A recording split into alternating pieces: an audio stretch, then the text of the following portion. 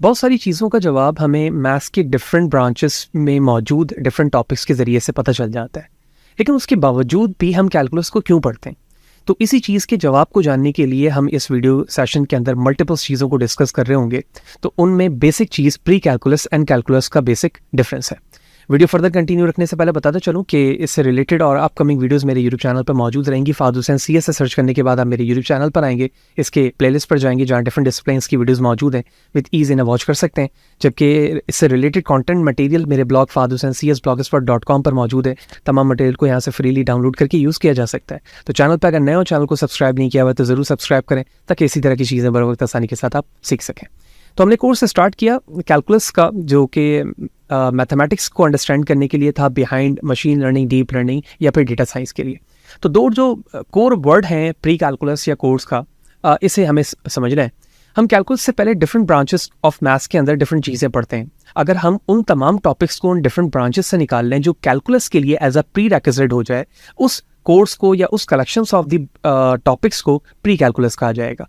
वो topics different हो सकते हैं, फॉर एग्जांपल लीनियर अलजेब्रा, ट्रिग्नोमेट्रिक्स के different functions, polar coordinates, matrices, functions, parametric equations and the other few topics, जो कि डिपेंड करता है कि आप किस क्लास के अंदर प्री कैलकुलस के इस कोर्स को पढ़ रहे हैं। Whereas on the other hand calculus तीन चीज़ों पर बड़ा अहम काम करता है, यानी कैलकुलस के कोर्स के अंदर ये तीनों चीज़ें बड़ी अहम होती हैं। The first one is a limit, second one is a derivative and the third one is a integral. इन्हीं तीनों के बिहाफ पर हम कैलकुलस पे मौजूद डिफरेंट टॉपिक्स को अंडरस्टैंड करते हैं, जो कि चेंजेस या मैथमेटिक्स ऑफ चेंज को हमें बता रहा होता है। द अदर डेफिनेशन से इज दैट कि जो मैथमेटिक्स इक्वेशंस है उसमें प्री कैलकुलस एक कोर्स है और a set of the course you can से, जिसमें अलजेब्रा या फिर ट्रिग्नोमेट्रिक फंक्शंस को एक कोर्स के अंदर पढ़ाया जाता है ताकि स्टूडेंट कैलकुलस में इस्तेमाल होने वाले डिफरेंट टॉपिक्स को आसानी के साथ अंडरस्टैंड कर सके।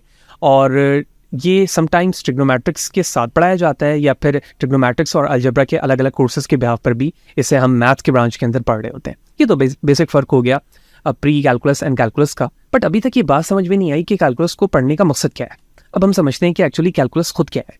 सो calculus is a mathematics of change. That's a very important thing. हम अपने लाइफ में बहुत सारी चीज़ों को चेंज होता हुआ देखते हैं, इधर वो पॉजिटिव मैनर पर चेंज हो रही हो या फिर नेगेटिव मैनर पे। हम अपने एटमॉस्फेयर पर चीज़ों को चेंज होता हुआ देखते हैं। एक रॉकेट जब लॉन्च किया जाता है तो उस रॉकेट जो लॉन्च हो रहा है और जिस पाथ पे वो विजिट हो रहा है उस पर कंटिन्यूसली चेंजिंग आ रही है, ठीक है। जब आप कोई फंक्शंस को प्लॉट करते हैं, समटाइम वो फंक्शन लीनियर होता है, लेकिन सडन टाइम पर हम नॉन लीनियर फंक्शंस को भी डिस्कस करते हैं, जिसमें हम वेरिएशंस देखते हैं हर एक वे पर। इन्हीं चेंजिंग की स्टडी को हम कैलकुलस कहते हैं। For instance, calculus is a mathematics of the velocities, accelerations, tangent line, slopes, areas, volumes, arc length, centroid, curvatures, and the variety of the other concepts that have enabled scientists, engineers, economists to model real life situations.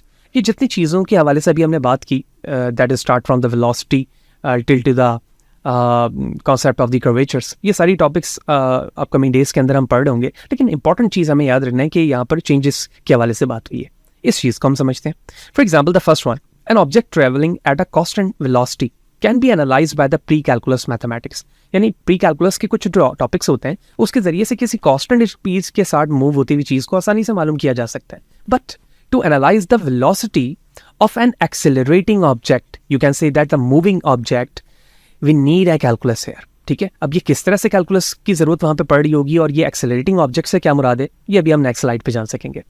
The next important example, the slope of the line can be analyzed with pre-calculus mathematics. For example, we have a straight line here like this. तो इस line के slope को बड़े आसानी से मालूम किया जा सकता है। The changing in a y-axis or the x-axis, the rise and slope, ठीक है। तो बेसिक फर्क मालूम करने का तरीका होता है, ये भी हम जान सकेंगे। लास्ट टॉपिक इस वीडियो का यही होगा।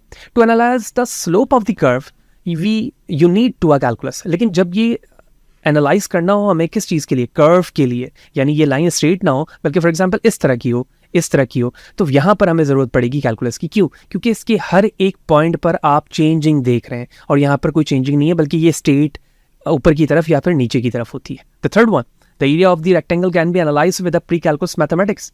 To analyse the area under the general curve you need a calculus है एज वेल। तो इसका मतलब ये हुआ कि जब हम रेक्टेंगल की बात करते हैं तो उसके हाइट और विड्थ सेम वे पर हो रही होती है। लेकिन एरिया अंडर द कर्व की अगर हम बात करें, फॉर एग्जांपल इस तरह से अगर मैं एक एक्सिस बनाऊं और इस तरह से एक आर्क हो, तो ये जो एरिया अंडर द कर्व है यहाँ से यहाँ तक का, इस चीज़ को एनालाइज करने के लिए हमें ज़रूरत पड़ेगी कैलकुलस की।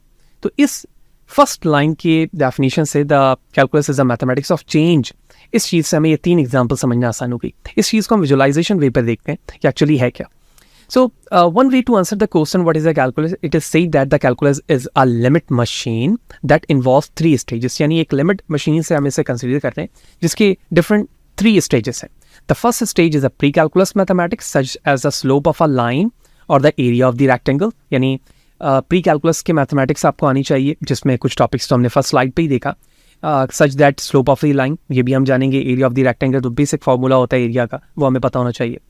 So the second stage of the limit process, ठीक है, लिमिट क्या है, ये एक कंप्लीट समझने मैं समझता हूँ कि एक बैकबोन है कैलकुलस की। And the third stage is a new calculus formation such as the derivative and the integral. ये तीनों चीज़ें आ गई जो अभी हमने फर्स्ट स्लाइड के अंदर डिस्कस किया था, क्योंकि जब हम कैलकुलस की बात करते हैं तो ये तीनों चीज़ें ही उसका पार्ट होती हैं। इन तीनों लेवल के जरिए से हम कैलकुलस को डिफाइन कर सकते हैं, एक्सप्रेस कर सकते हैं। The first one is a pre calculus mathematics, limit process, and the third one, the final topics of the final course is a calculus here. Let's see the without calculus and calculus comparison. The first thing, the value of the function f of x at x equal to c. There is a constant value of x equal to c. तो pre calculus without calculus हम बात कर रहे हैं, तो हम इस point पे जाएंगे और यहाँ पर जो भी c की वैल्यू होगी एक्चुअली वही हमारे फंक्शन की वैल्यू होगी। लेकिन जब मैं बात करता हूँ limit of the f of x as x approaches c, यहाँ पर लिमिट का कॉन्सेप्ट आता है। देखें, ये फिल सर्कल है और ये एम्प्टी सर्कल है। एम्प्टी सर्कल का मतलब ये होता है कि इस पॉइंट पर इसकी वैल्यू डिस्कनेक्ट हो रही है इस लाइन से, ठीक है।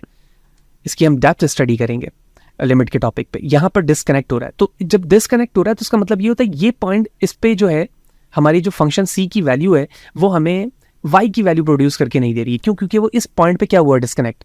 क्या मैं इसकी नियरेस्ट वैल्यू देख सकता हूँ, यानी यहाँ पर इसके बिल्कुल नियरेस्ट वैल्यू क्या होगी, तो यहाँ पर इसकी नियरेस्ट वैल्यू क्या होगी।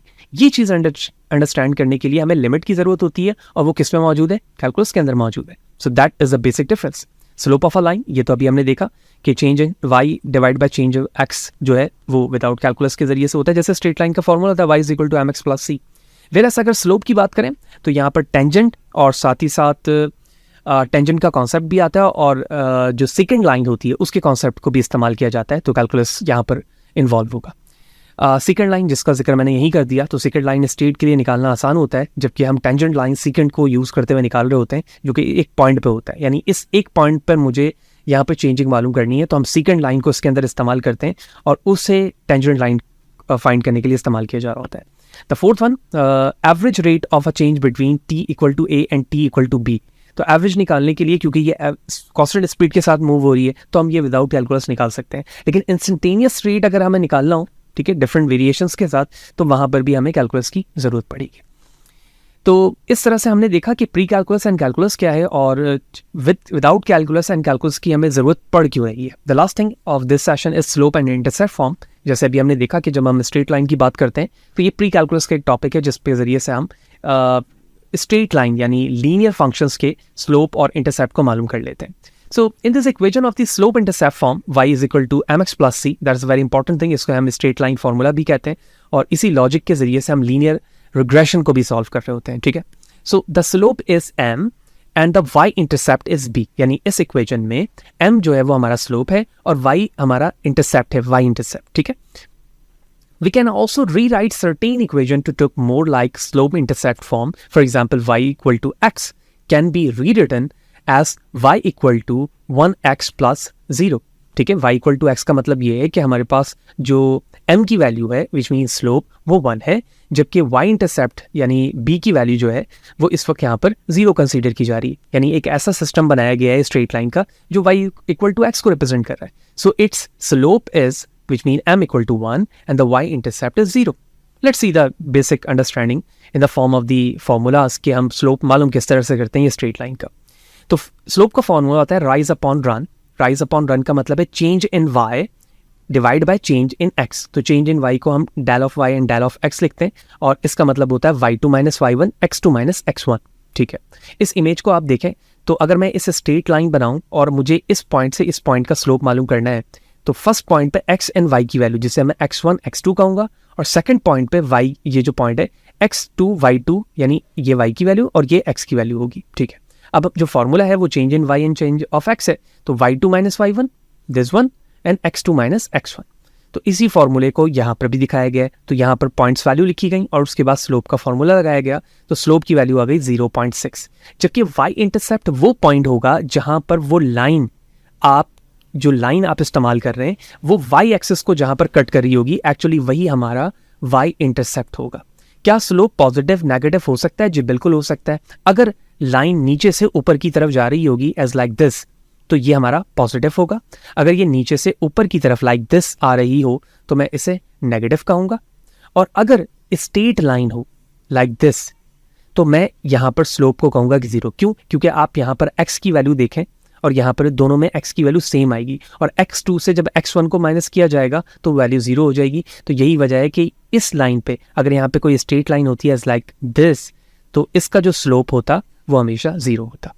तो प्री कैलकुलस के रिस्पेक्ट से स्लोप और इंटरसेप्ट मालूम करना कितना आसान रहा, ठीक है, इसको समझना और इसको अंडरस्टैंड करना। लेकिन जैसे ही हम कैलकुलस के टॉपिक पे एंटर्ड होते हैं तो वहाँ पर हमें ये कॉन्सेप्ट समझ में आता है कि how we can determine the slope and intercept in a form of the tangent or secant line, and how calculus provide a useful definition and useful understanding to find कि किस तरह से हम चेंजिंग की स्टडी कर रहे होते हैं और चेंजिंग को वो किस तरह से हमें फाइंड करके दे रहा होता है, जिसके जरिए से हमने दुनिया के अंदर डिफरेंट प्रॉब्लम को सॉल्व होता हुआ देखा।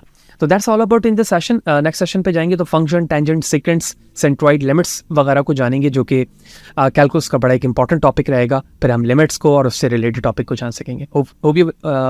होपफुली ये सारी चीज़ें आपको समझ में आई होगी। फिर भी अगर कोई सवाल है, कोई चीज़ समझ में ना आई हो, कमेंट सेक्शन पर मुझे ज़रूर बताएं। कोशिश करूँगा सवाल से आपको बराबर जवाब दे सकूँ। वीडियो अच्छी लगी लाइक करें, ज़्यादा लोगों को शेयर करें और इसी तरह से जुड़े रहें। नेक्स्ट सेशन पर मिलते हैं। सी यू देयर।